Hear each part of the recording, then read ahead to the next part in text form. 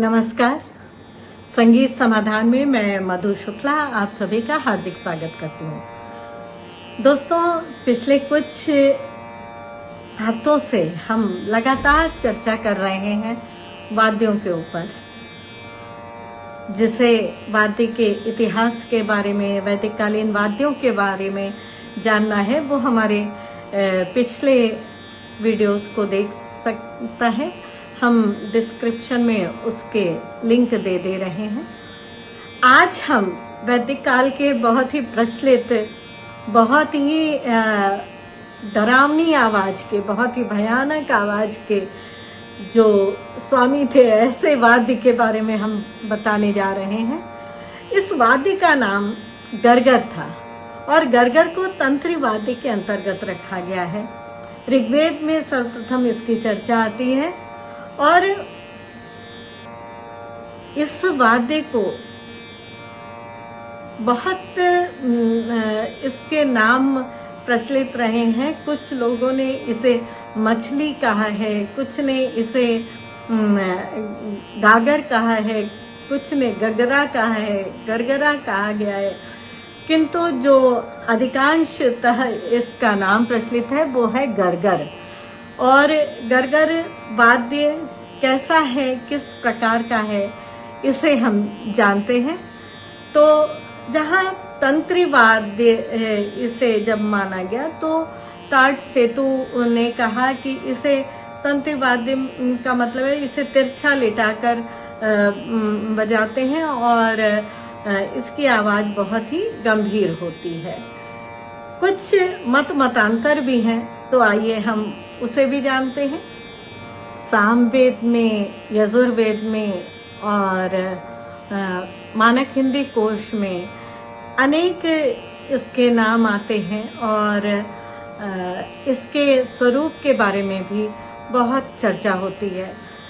कहते हैं कि जब इतना गंभीर वाद्य है, जब इतना ज़्यादा भयानक स्वरों का वाद्य है, तो वो तंत्री वाद्य नहीं हो सकता, क्योंकि तंत्री बहुत माधुर्य, चूँकि पतले तार होते हैं और उससे जो ध्वनि निकलती है वो माधुर्य युक्त ध्वनि हो सकती है, वो तीखी हो सकती है। किंतु भयानक और गंभीर जो मंद्र के तार हैं और जो पीतल और तांबे के इस तरह के तार हैं, उनको मिलाकर और उनको बजाने से कुछ अंश तक हम उसमें भयानक रस मान सकते हैं। और किंतु उसकी आवाज़ को हम पूरी तरह से तंत्री वाद्य के रूप में रखते हुए हम भयानक या डरावनी आवाज़ थोड़ा सा वो लगता है, अगर वो सुर में मिला है तो भयानक थोड़ा मानने में दिक्कत होती है। बेसुरा करके जरूर थोड़ा भयानक रस उत्पन्न किया जा सकता है, किंतु अगर वो सुर में मिला है तो फिर उससे माधुर्य और इस तरह की ध्वनि निष्पन्न होगी जो मन को मोह लेने वाली होगी। तो इससे बहुत लोगों ने ये भी चर्चा की कि वो तंत्री वाद्य नहीं है, वो अवनद्ध वाद्य है। और अवनद्ध वाद्य है ऐसा अवनद्ध वाद्य जिसका केवल युद्ध के समय में, जहाँ वीर रस की बात आती हो, वहाँ पे इसका प्रयोग होता है। तो अब इसे हम तंत्री वाद्य के रूप में रखें या अवनद्ध वाद्य के रूप में इसे देखते हैं। ये भी कहा जा सकता है कि इसमें जो अगर भयानक आवाज़ होगी तो बहुत ही मोटे तार लगे होंगे। और अगर हम रामायण को देखें, महाभारत को देखें और अन्य पुराणों में भी देखें, तो जो युद्ध के समय बजाए जाने वाले वाद्य थे उसमें कहीं भी तंत्री वाद्यों का प्रयोग नहीं बताया गया है।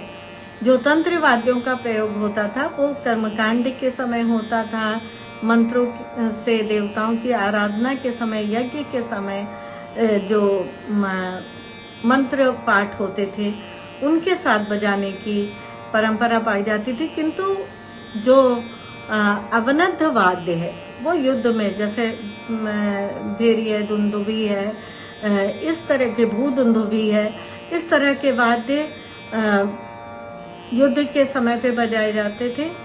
तो इसके विषय में थोड़ा मतभेद तो दिखाई देता है। ये तंत्र वाद्य के रूप में माना जाएगा या अवनद्ध वाद्य के रूप में। तो हम देखते हैं कि ये तंत्र वाद्य के रूप में तो मानने में भी कठिनाई आती है, क्योंकि कहीं भी इस प्रकार वर्णन नहीं है। जैसे बाण का वर्णन करते समय तंत्री कितनी लगेगी, कैसे लगेगी, किस प्रकार उसका प्रयोग होगा, ऐसा वर्णन मिलता है।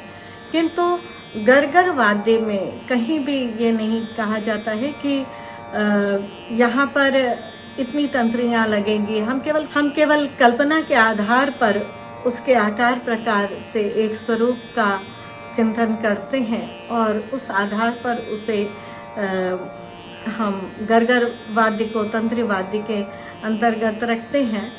किंतु विद्वत जन इस पर अभी पूरी तरह सहमत नहीं हुए।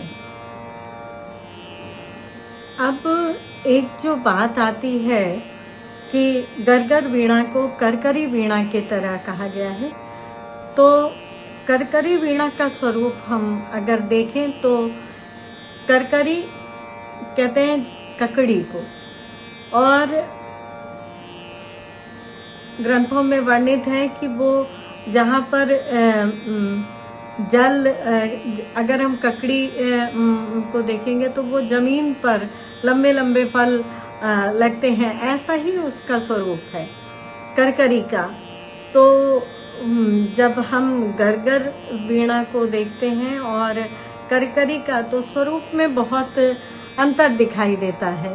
और आप देखेंगे कि ऋग्वेद में, यजुर्वेद में, सामवेद में, सायण ने, सभी ने अपने अपने ग्रंथों में करकरी वीणा का वीणा के रूप में यानी तंत्र वाद्य के रूप में चर्चा की है।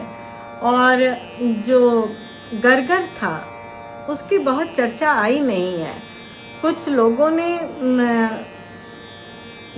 गरगर की तुलना करकरी वीणा से करने की कोशिश की है, किंतु स्पष्ट रूप से जो तंत्र वाद्य में करकरी वीणा तो आती है, क्योंकि करकरी की आवाज को भी ऋग्वेद में और यजुर्वेद में मनुष्य के समान कहा गया है।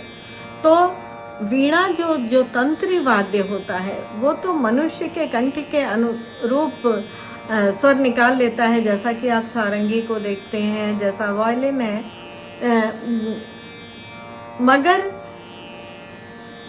जो गरगर वाद्य है उसके साथ ऐसा वर्णन कहीं भी हमें मिला नहीं कि वो बहुत ही ज़्यादा मनुष्य के कंठ के समान स्वाभाविक जो रुचि वाला वाद्य है वो वाद्य हो, ऐसा वर्णन हमें मिलता नहीं। तो फिर हम इन दोनों वाद्यों को अलग मानकर ही वर्णन जाने और करकरी को अलग वाद्य मान सकते हैं, और गरगर जिसकी कम चर्चा है किंतु कुछ ग्रंथों में चर्चा है, तो गरगर को अलग श्रेणी का, एक विशेष श्रेणी का वाद्य मान सकते हैं। तो आज के लिए इस वीडियो में इतना ही।